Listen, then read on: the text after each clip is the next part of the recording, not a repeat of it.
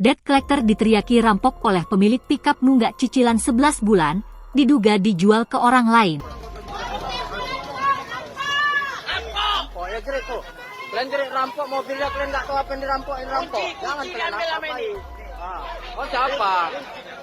Viral di media sosial sebuah video yang memperlihatkan department collector diteriaki rampok.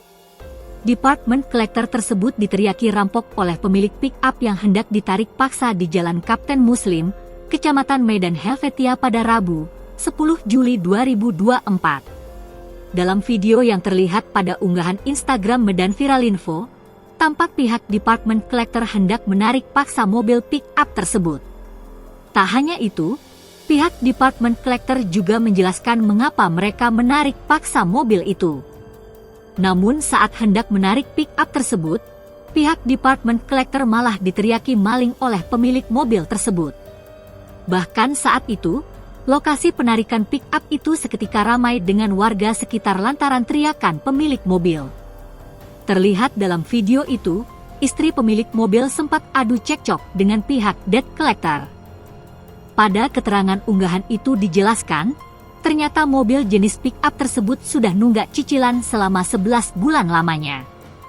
Oleh sebab itu, pihak debt collector tersebut diberikan kuasa untuk mengamankan unit tersebut. Saat pihak debt collector menemukan unit tersebut di Jalan Kapten Muslim, mereka mengambil langkah persuasif dengan menunjukkan surat tugas kepada pemakai unit untuk mengonfirmasi dan mempertanyakan status kendaraan. Diketahui bahwa mobil tersebut telah menunggak selama 11 bulan dan tidak lagi atas nama pemakai saat ini. Namun saat pihak debt collector berusaha menyelesaikan masalah tunggakan tersebut, istri pemakai unit meneriaki mereka dengan tuduhan pencurian dan perampokan. Cekcok mulut antara pemakai mobil dan pihak debt collector itu sontak mengundang perhatian masyarakat sekitar, yang akhirnya memicu kericuhan. Tak lama kemudian, pihak kepolisian dari Polsek Medan Helvetia menggiring pemakai mobil dan tim debt collector ke kantor untuk menyelesaikan permasalahan.